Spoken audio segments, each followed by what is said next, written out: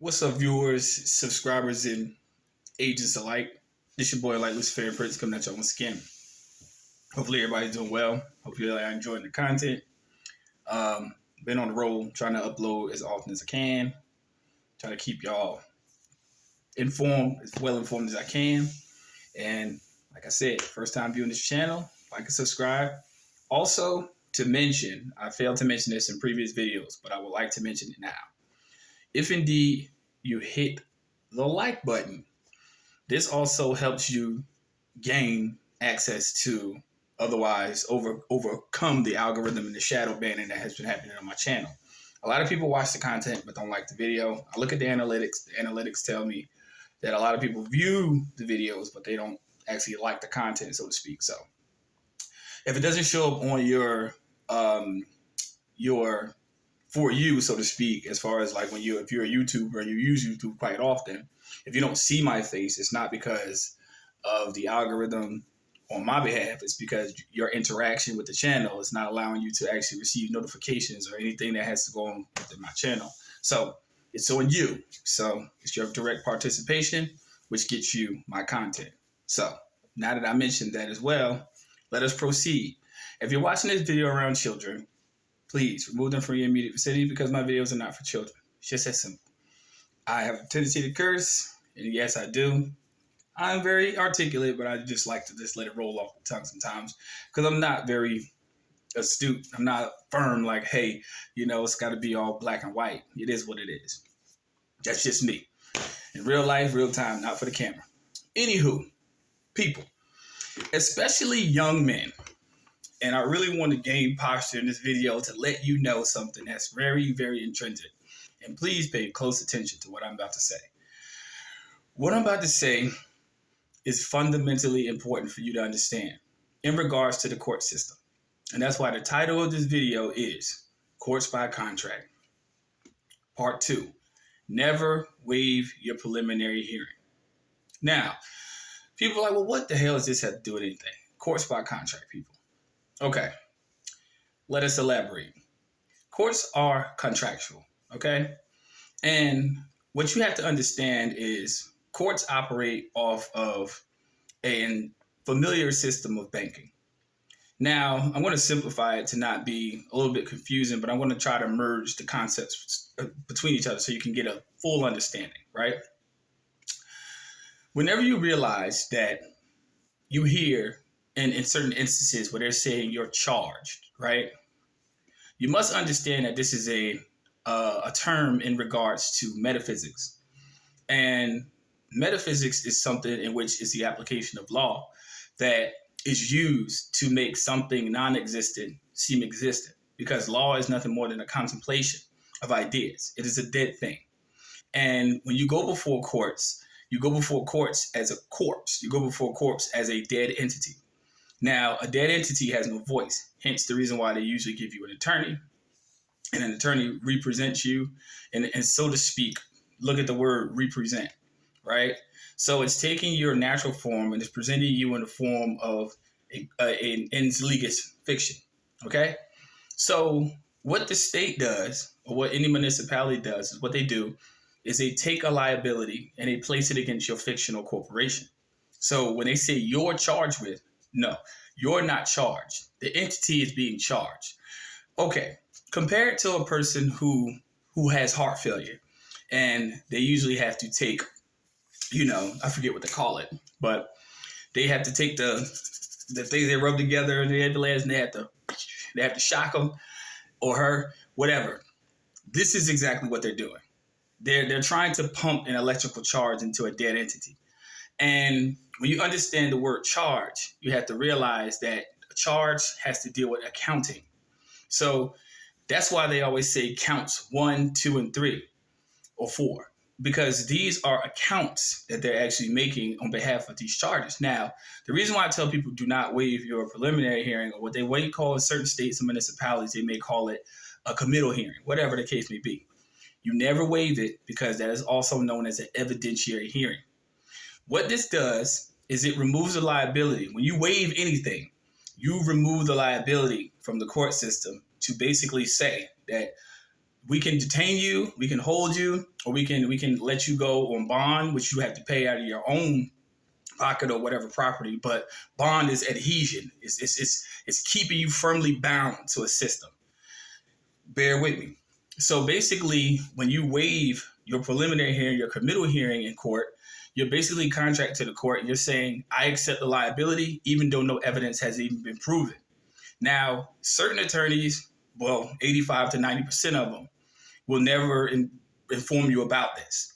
And their job is to basically get the surety in jail, which is you, because they're saying that particularly they're going to hold you accountable for charges, which is nothing more than accounting, and they're going to hold you as surety or what's considered bailment for these fictitious charges that are against you.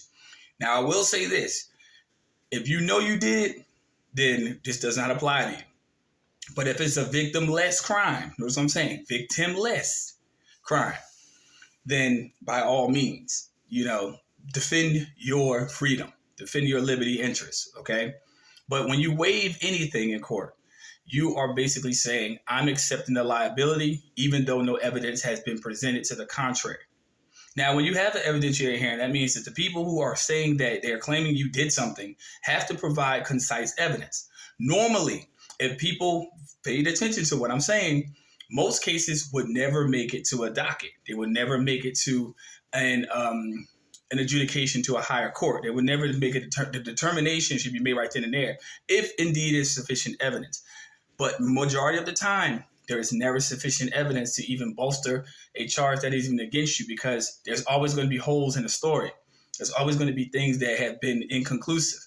And yes, I was once, in my younger years, I was once victim to this. I didn't know this until I got older and got a lot wiser about how the system works. So please do not waive anything. If a lawyer talks about, I want to waive it, listen, they work for the court, okay? They work for those people. They work for them people. Just consider them their employee. They are not on your side.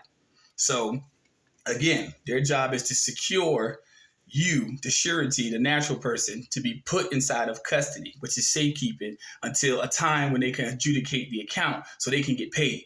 Courts are corporations. They are not about justice. They are not about anything that you may think as far as it being for the betterment of society. It is bullshit. If there was, then why would they let violent criminals free and they make innocent people go to jail for a long time? It is not about that. It is about fiat.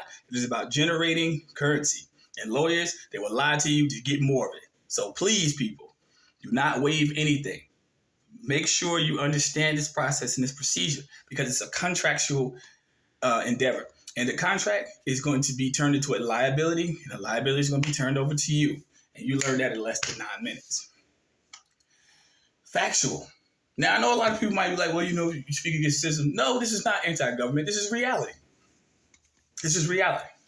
Because if you don't enter into a contract knowledgeably, then you're going to suffer. You're going to suffer consequences. If you sign a loan, if you sign a mortgage, if you sign anything, you have to realize that there is a degree of liability involved with signing anything or waiving anything. See, whenever you sign for a loan or something, same thing. Oh, well, this holds these individuals jointly, severally, and liably from any remedy that the individual may be entitled to. So they just stripped you of something. So if you wanted to have some type of recourse, you don't, because you signed and you acknowledge that you basically understood the terms and conditions, even though you may have not. The signature is all it takes. So people, understand, force by contract. Erie Railroad versus Tompkins. This is not conjecture. This is the truth. But there is no contract. There's no case. So in other words, this made all court cases contractual. As I said before, if you did something and you know you did it, just man up, woman up, and just deal with it. But if you did not, and it's a victimless crime where it did not harm a person or the property, then those things can be discussed. See what I'm saying? But if you know you did it, then this video is not for you. This video is not a school for scoundrels to get out of their responsibility for doing something wrong to people, for people to get it misconstrued. This is for people who are unawares about what their actual next step is and their endeavor is in regards to their proceedings. Because you have to realize this system that we live in, this world, even your religious doctrine, It's all about a liability being created. And I even said it in a previous video before. People may find it odd, but if you really read into the context clues, liability was created in the garden, okay? Everything was perfect, everything was fine until the liability was created. And that is the system that we live in today. The liability is created, instructions are given. However, it is your duty to make sure that you don't embark upon the path of accepting the liability. That's all this video is about. Now, I know a lot of people may disagree, and that's fine. It is what it is.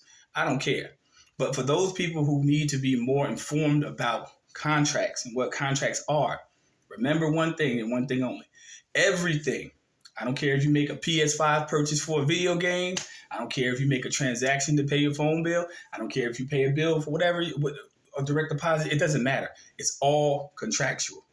And remember, the only thing that you should be obligated to is to keep your natural self out of liability's way.